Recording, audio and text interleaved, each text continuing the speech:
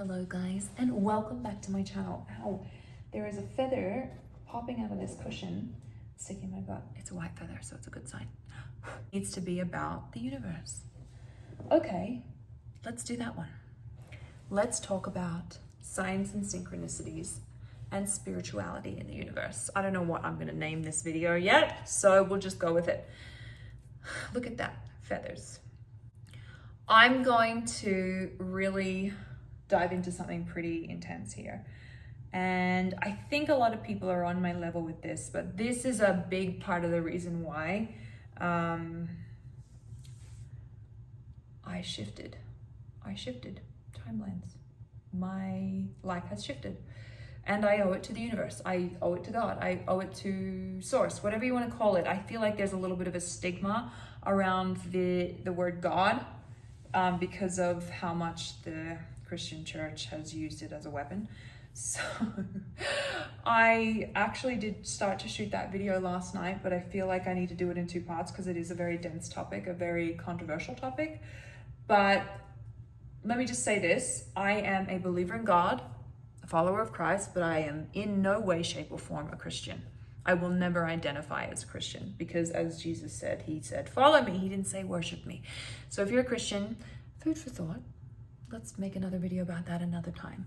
So, universe, source, spirit guides, synchronicities, signs. I have some really exciting stories about this that, like, to this day, I'm still like, whoa, like, how did that happen? These, when I was 18, I actually got a feather tattoo with one of my girlfriends at the time. And it was always, what drew me to that is just the freeness of it, the free spirit.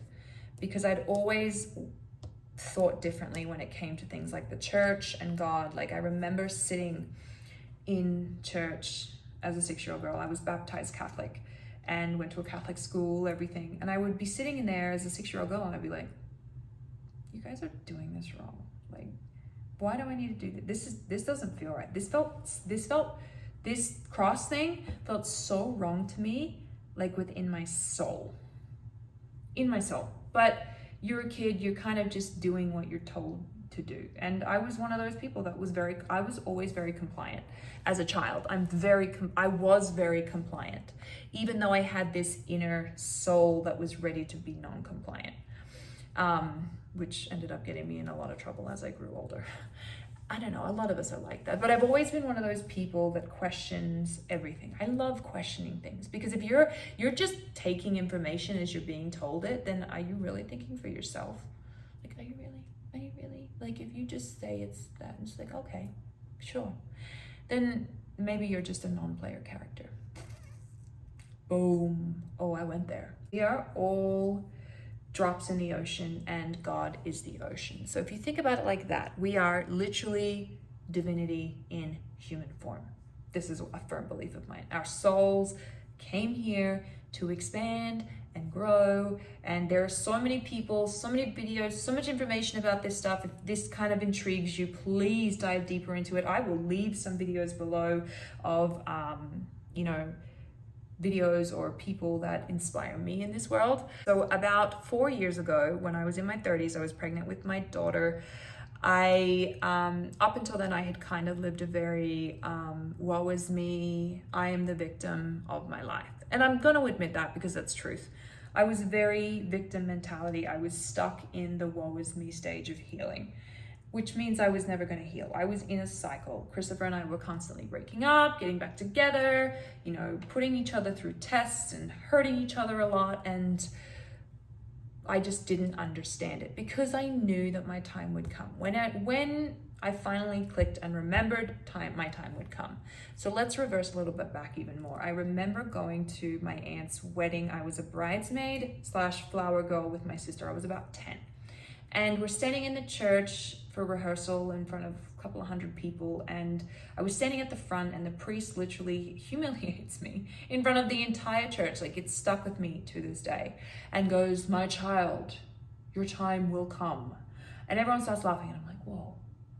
But I took it in a way where those words had stuck with me. I knew my time would come and I just knew I was in preparation. If you guys have ever seen the Princess Diana documentary.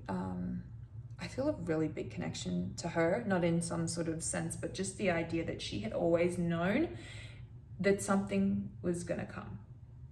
I kind of knew this too from a very early age. Don't know why, but as we grow and learn and I see the bigger picture every day that comes, I'm like, oh, well, that makes sense now. So this is where the universe comes in, the signs and synchronicities. I was so heavily trapped in that Christian religion, man-made religion mindset that I didn't really see it. But I know now that it's because I wouldn't have been ready. I had to undergo a lot in that 10-year span from when I met Christopher and everything that we've been through. Yeah, so up into my 30s, I was very Christian-based and, you know, very fear-based, very woe is me, victim, like, you know, lack mentality almost. And then when I was about 30, after I gave birth to my daughter, something pretty intense happened for me. It was a betrayal in a relationship that really destroyed me. And looking back on it now, like, I would not take it back. Like, it was the best thing that ever happened to me because it literally sent me on the spiral down the rabbit hole of healing and growth and spiritual awakening. Now, I hate that word. I absolutely hate those words together. My spiritual awakening. Like, I'm waiting for, like, you know, the shirtless, like, hippie looking thing. And hey, if that's your style, that's your style. But like that, for some reason, I'm just like, nah, that's not for me. Oh, it's our kitties. Hold on. Cats are guardians. So we have cats. Anyway, weird. Why am I so weird? I don't know. I like it. I like being weird. I like my weirdness and my out of the box thinking. Anyway, so something happened for me that literally, instead of sticking in my woe is me, like, you know, trying to blame, burn everyone down around me, I literally took that pain and brought it back into myself. And now when I say there's power in silence, that speaks volumes, especially to people who don't, even when somebody does something really hurtful to you, you don't condemn them, you don't wish them to go to hell. You take it within yourself and use this as an opportunity to grow. And this speaks to a lot of people right now because I see it all around, like these people that take bad situations and instead of turning into the Joker and being like, I want everyone to feel my pain, they take it within themselves and turn it from into a Batman kind of perspective. So I don't want anyone to ever hurt like this, but I'm going to do something within me to grow through it. So it's like Phoenix rising from the ashes. You walk through the fire with blind faith. I realized I didn't actually write what the signs were before this huge betrayal happened. And so I thought I'd just drop it in here so you guys have a little bit more context.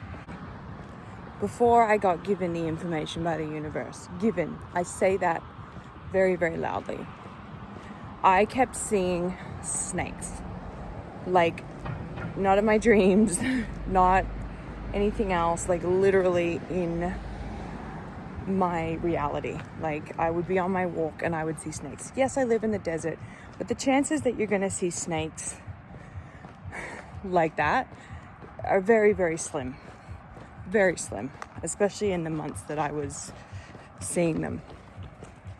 So I started to see snakes, and there was this one snake that literally, it was on my path as I was walking, and I was on my phone, so I wasn't really noticing, and then I stopped, and there was this snake, and it literally felt like this snake looked at me and moved its head and said, go on, I'm not going to hurt you, you can get through this.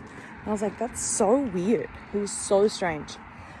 So obviously, after this betrayal happened,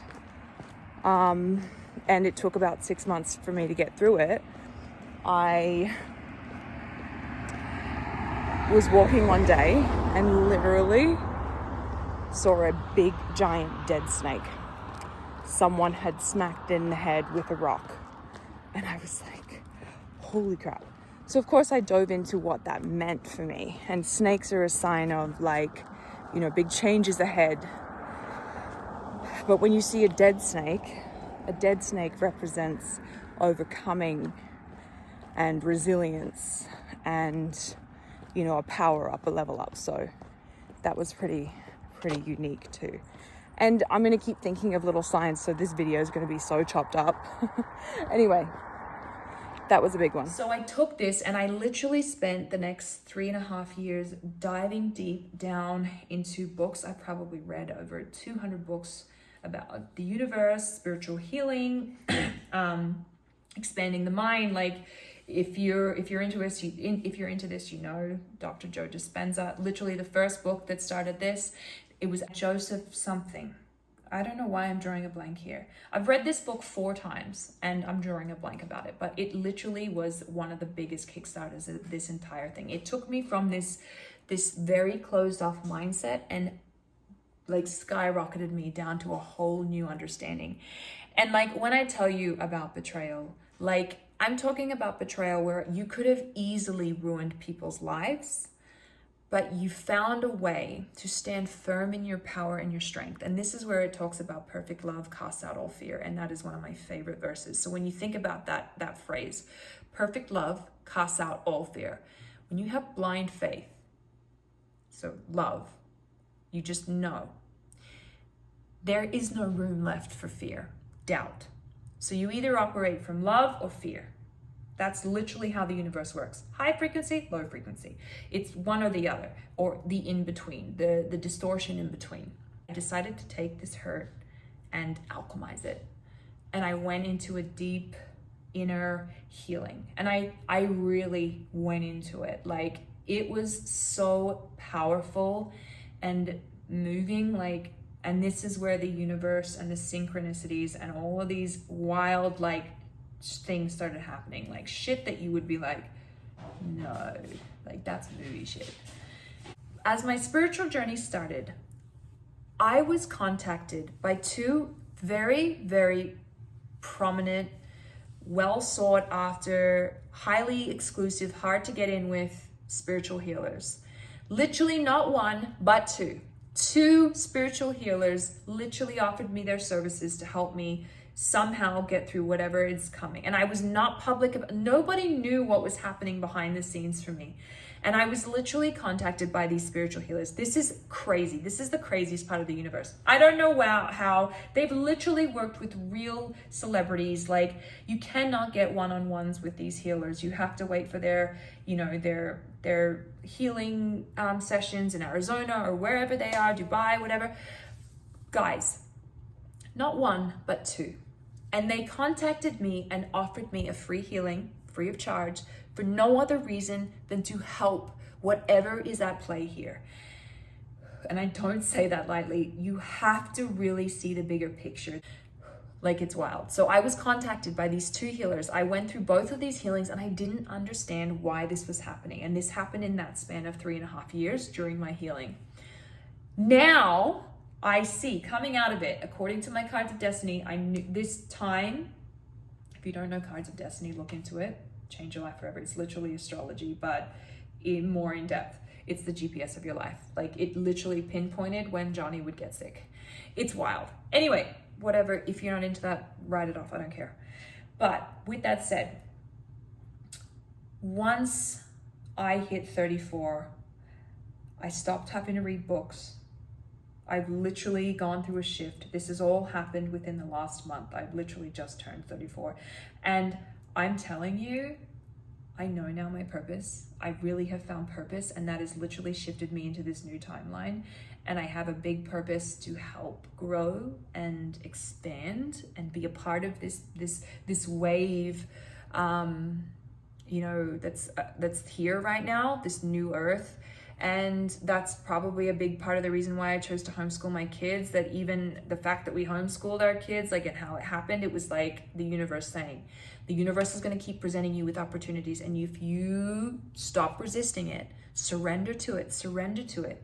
You're late, maybe you're getting saved from a car crash. You know, there's your favorite peanut butter jelly sandwich is not there today. So it's everything has a reason, cause and effect. Everything will fall into place. I'm not sure why yet.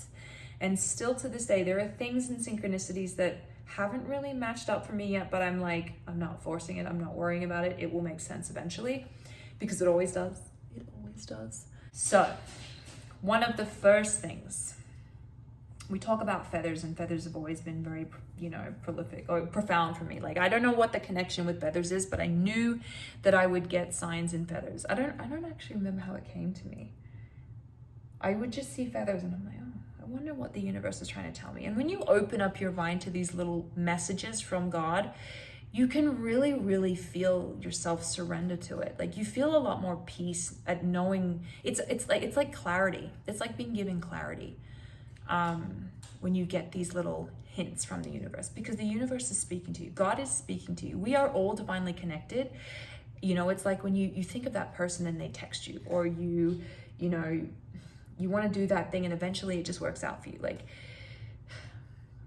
that's where the universe works in one for one also. So with that said, there are laws in the universe. God has laws that, like,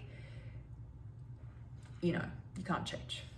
So I definitely am a believer in karma, but not in the sense that, like, if you do that to me, you're going to get hurt. Like, no.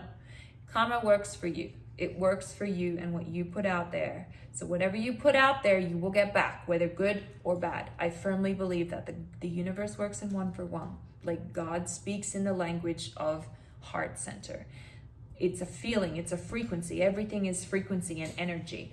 So if you have the intent to hurt and cause destruction to somebody else, anything that you do from that energy is going to come back to you. Don't know how, don't know when, nobody knows, but it is definitely pretty obvious. And if you don't believe that, okay, whatever, like, I don't really care. I just know what I know. And I literally feel like I am living proof of, like, how to, like, become Neo. Literally, like, me and my son are watching The Matrix, and yeah, if you haven't seen The Matrix, you should just do yourself a favor and watch it.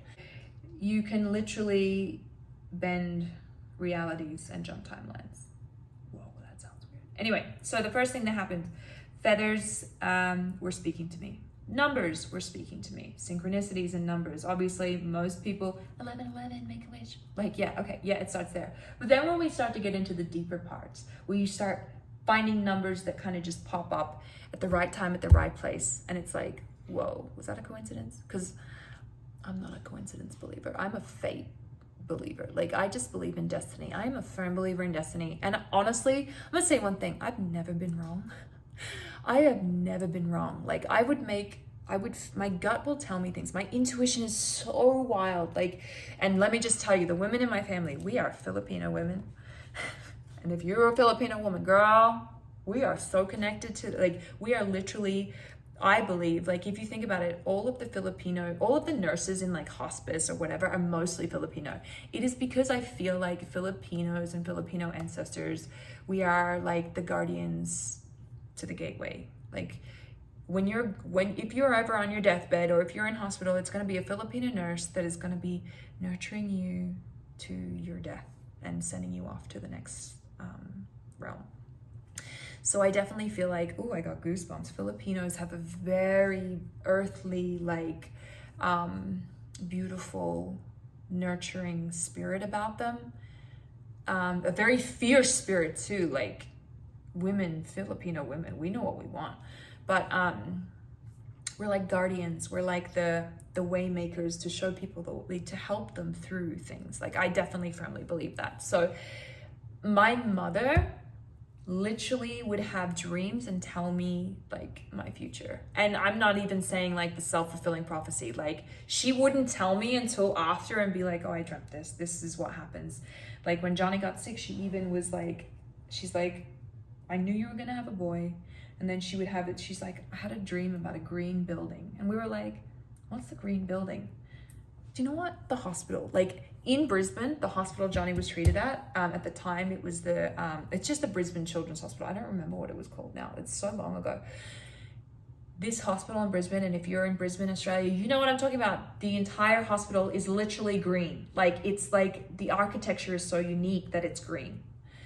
She knew that I would have a baby to a Mediterranean man with a Mediterranean mother, Greek. duh, she knows. She just knows. She even knew when I would have a miscarriage, and she didn't tell me because I've actually miscarried twice in my 34 years. So I will make a story about that too. I feel like that's something else women can relate to. We gotta talk about miscarriage because that's hardcore. But also, with that said, the Filipino women in my family are very, very, very, very, very intuitive.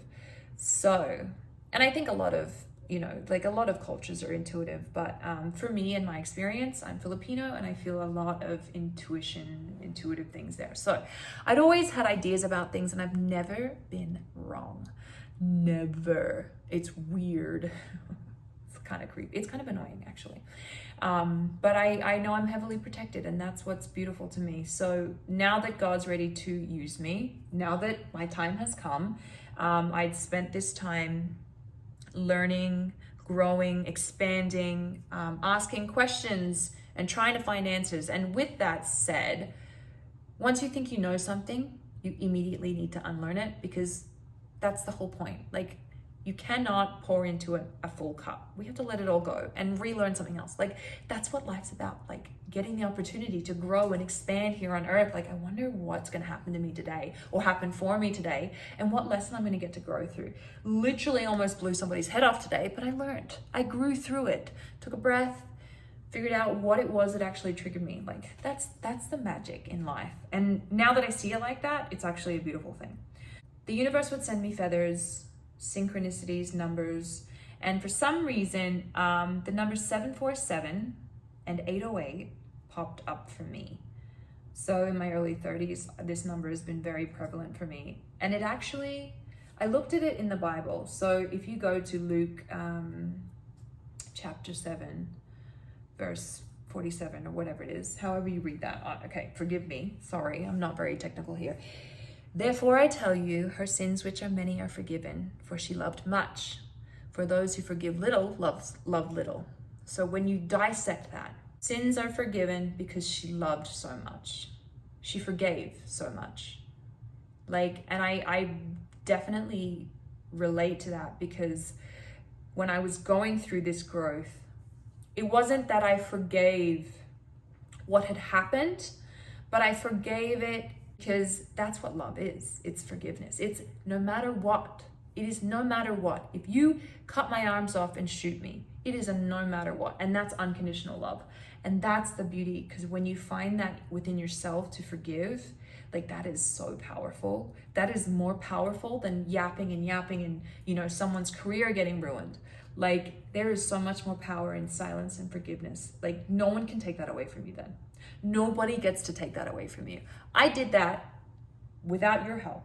I didn't even need you to realize what you had done to me. I did that. I grew through that, and I forgive you. Like, don't do it again. But it's very powerful, because at the end of that verse, he who forgives little loves little. So anyone that holds grudges and forgives little literally has little love within them. And when you're acting in a place without love, I'm sorry, but shit's not going your way.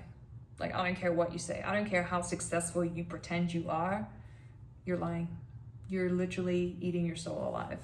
Choosing to grow through things instead of making other people hurt. So you can take hurt and use it in any way you like. Coming back to Batman and Joker, you can make your choice. You can be the Joker and use your hurt to make other people hurt, or you can be Batman and use your hurt to literally help heal the world. So I chose the latter, chose to do the Batman shit. And I was like, no, I'm not gonna do that. Like, I'm not gonna fall into this victim cycle of like, well, he did this to me, or she did this to me because of this, and they're bad people. Doesn't mean they're gonna go to hell. Like, if you're trying to condemn them and tell them they're gonna go to hell, then you're missing the whole point of the whole Bible. And this is where I feel like Christians hide behind their Bible as like a sort of like identity shield. Like, if they identify with it, then automatically people think that they're a good person. And that's a load of bullshit, like an absolute hawk of shit. Man-made religion was created to control us and cut us off from source. It was created to keep us in our masculine energy and cut us off from our heart energy. So the masculine, the mind, It was used to control our mind. If you do not comply with this, you will burn in hell. And then people start to identify with this. Well, she's a sinner and she will burn in hell. Babe, that's not what Jesus taught us. Like, he literally took sinners and made them, he pulled them through the fire and literally made examples out of them. Like, he showed you that there is nothing that if you are going to hide in this mentality of like fear and anger, in this very masculine based 3-dimensional feeling, this fear feeling, this fear of God bullshit, then you're going to miss the whole point of the lesson. You need to pull yourself out of your ass and come into the love side. So this is where it gets really tricky. And I'm about to probably piss off a lot of Christians here, because I know a lot of Christian people follow me, because for a lot of the time I identified as a Christian.